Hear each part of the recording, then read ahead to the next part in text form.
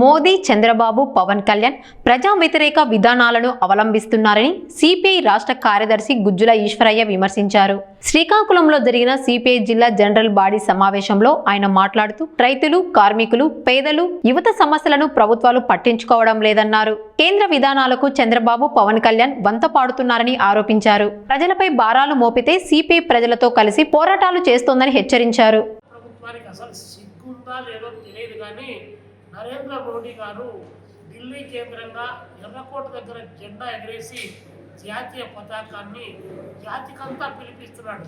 దిమాగే నక్సల్స్ అని చెప్పేసి వాళ్ళు ఉన్నారు, చుట్టుపక్కల వాళ్ళ గురించి గమనిస్తూ ఉండండి అని చెప్పేసి. కరెక్టే, నాకు మెదడు ఉందని చెప్పి మీరు గుర్తించారు. అంటే మీరు భారత రాజ్యాంగాన్ని విధ్వంసం చేస్తే మాట్లాడకూడదు, ప్రజాస్వామ్యాన్ని అపహాస్యం చేస్తే మాట్లాడకూడదు, భారత రాజ్యాంగంలో ఉన్నటువంటి లౌకిక విధానానికి భంగం కలుగుతూ ఉంది అని చెప్తే మాట్లాడకూడదు, దేశ ఆర్థిక వ్యవస్థ విచ్ఛిన్నమైపోతుందంటే మాట్లాడకూడదు, దేశంలో ఉన్నటువంటి ఆర్థిక వనరులు, సహజ వనరులు కొల్లగొట్టి ఆదాని బదాని లాంటి వారికి కట్టబెడుతున్నామంటే మాట్లాడకూడదు. 2 లక్షల సంవత్సరాల చరిత్ర ఉన్నటువంటి ఆరావళి పర్వతాల దగ్గర నుంచి దేశంలో ఉన్నటువంటి సహజ వనరులు మొత్తం విధ్వంసం చేస్తానని కూడా మాట్లాడుతుంది. దాన్ని జనాన్ని చైతన్యం చేస్తే మాత్రం దిమాగి నక్సల్స్ అని చెప్పి పిలిపిస్తా ఉన్నాం. ఎస్, మేము ఒప్పుకుంటా ఉన్నాం, మేము దిమాగి నక్సల్సే, మెదడు ఉన్నటువంటి వాళ్ళమే.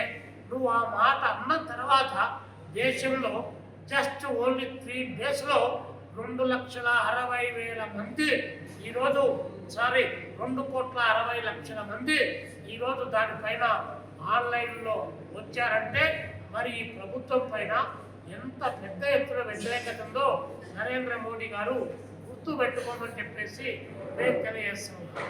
ఒకవైపున సంపన్నుల యొక్క ఆస్తులను కోటాను రూపాయలు కూడబెడతాను. దేశానికి నేను వచ్చిన తర్వాత ఈ దేశం చాలా బాగుపడుతుందని చెప్పినటువంటి ఈ ప్రధానమంత్రి గారు మరి మీరు వచ్చిన తర్వాత నౌకాశ్రయాలను, విమానాశ్రయాలను, రైల్వేలను, రోడ్లను, బ్యాంకులను, ఎల్ఐసీలను మొత్తం ఈరోజు ప్రైవేటీకరణ చేయడమే కాకుండా 200 లక్షల కోట్ల రూపాయలు అప్పు చేసి ఎఫ్ఆర్బిఎంకు వ్యతిరేకంగా అప్పు చేయకూడదన్నటువంటి నిబంధనలు ఉన్నా దాన్ని ఉల్లంఘించి 1,74,000 కోట్లు, 174 లక్షల కోట్ల రూపాయలు ఈ ప్రధానమంత్రి గారు ఈ 2026 నాటికి అప్పు చేశారు. ఈ అప్పులన్నీ ఈరోజు ప్రజలు కడతా ఉన్నారు. ప్రధానమంత్రి గారంటే అబౌధ రాజ్యాంగమా? అంటే ఆయన్ను ఎవరు ప్రశ్నించడానికి లేదా? మరి మీరు పిఎం స్కేర్ పేరుతో ఎన్ని లక్షల కోట్ల రూపాయల నిధులు వచ్చాయో కరోనా రూపంలో ఈ దేశానికి చెప్పాల్సినటువంటి బాధ్యత లేదా? రామాలయాన్ని కడతామని చెప్పేసి ఎల్కే అద్వానీ గారు శిలాన్యాస పేరుతో ఆహ్వానించినప్పుడు వచ్చినటువంటి 1,400 కోట్ల రూపాయల డబ్బులు ఎక్కడికి పోయినాయో జవాబు చెప్పాల్సినటువంటి అవసరం లేక, అదేవిధంగా నిన్న లేక మొన్న రామాలయంలో మేము శ్రీరామచంద్రునికి పవిత్రులం, మా తర్వాతనే ఈ దేశంలో శ్రీరామచంద్రుడు వచ్చాడు, అమిత్ షా పుట్టిన తర్వాతనే, నరేంద్ర మోడీ పుట్టిన తర్వాతనే, యోగి ఆదిత్యనాథ్ పుట్టిన తర్వాతనే ఈ దేశంలో శ్రీరామచంద్రుడు పూజించారని చెప్పేటువంటి మీరు 200 కోట్ల రూపాయలు డబ్బులు పోయాయి, బంగారు ఇటుకలు పోయాయి, ఎండి ఇటుకలు పోయాయి, ఎవరి బొక్కసంలోకి పోయాయి? ఎక్కడి నుంచి దొంగలు పడ్డారు? పాకిస్తాన్ నుంచి వచ్చారా? మిడిల్ ఈస్ట్ నుండి వచ్చారా? ఎర్ర కుక్కలు చైనా నుండి వచ్చాయా? ఎర్ర కుక్కలు రష్యా నుండి వచ్చాయా? లేకపోతే దేవుడి పేరు చెప్పి దేవుడు డబ్బులు బడా చోర్లైనటువంటి మీ అమిత్ షా, నరేంద్ర మోడీ, మీ యోగి ఆదిత్యనాథ్ ఆ డబ్బులు బొక్కలాడారా?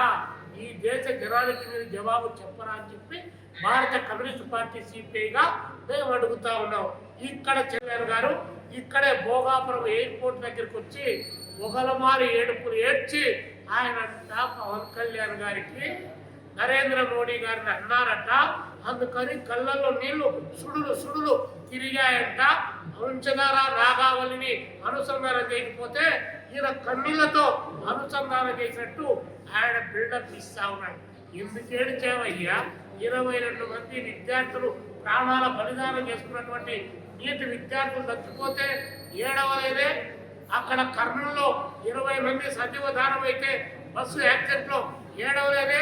ఇక్కడ విశాఖపట్నంలో ఉక్కు ఫ్యాక్టరీలో 28 మంది చచ్చిపోతే ఏడవలేదే. అంటే వీళ్ళు ఎందరి ప్రాణాలు కదా, అప్పుడు మీ గుండె ద్రవించలేదా అని చెప్పి ఈయన అడుగుతారు. మళ్ళీ పైగా నరేంద్ర మోడీ గారి గురించి చంద్రబాబు నాయుడు గారు చాలా గట్టిగా మాట్లాడుతూ ఉన్నాడు, పొగుడుతూ ఉన్నాడు. దేనికి పొగుడుతూ ఉన్నారు? ఇప్పుడే చెప్పాం కదా, వంశధార నాగావళి నదులు అనుసంధానం చేయడానికి మీరేమన్నా ప్రధానమంత్రి గారితో మీరు మాట్లాడారా?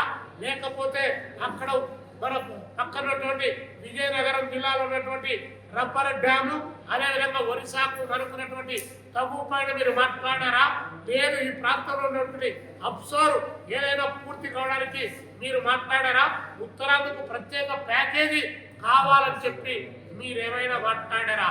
అందుకోసం ఏడ్చింటే అయ్యో మా వాళ్ళు ఏడ్చారని చెప్పి మేము కూడా బాధపడిన వాళ్ళం. మీకు అభివృద్ధి పట్టలా.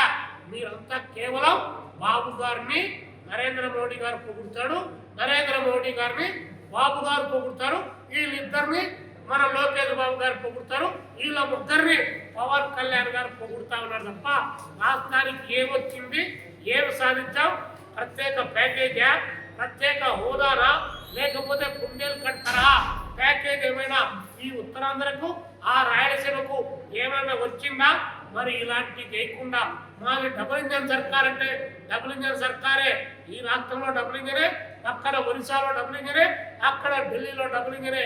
మరి ఆంధ్రప్రదేశ్కు నీటి వనరుల్లో ఇక్కడ వివాదాలు, ఇక్కడున్నటువంటి నదీ జలాల మధ్య సమస్య ఉంటే మరి డబుల్ ఇంజన్ సర్కార్తో మాట్లాడి ఈ ప్రాంతాన్ని అభివృద్ధి చేయాల్సినటువంటి అవసరం లేదా అని చెప్పి ఈ చంద్రబాబు నాయుడు గారిని, ఈ లోకేష్ బాబు గారిని, ఈ పవన్ కళ్యాణ్ గారిని మేము అడుగుతా ఉన్నాం.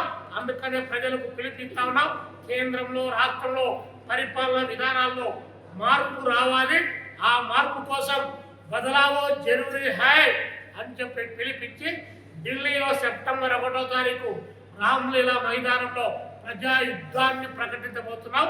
ఆ ప్రజాయుద్ధంలో శ్రీకాకుళం రైతాంగ పోరాటం నిర్వహించినటువంటి యోధులు పుట్టినటువంటి ఈ నేలతల్లి నుంచి అక్కడ ఢిల్లీ నగరానికి తరలి రమ్మని చెప్పి పిలుపునిస్తా ఉన్నాం.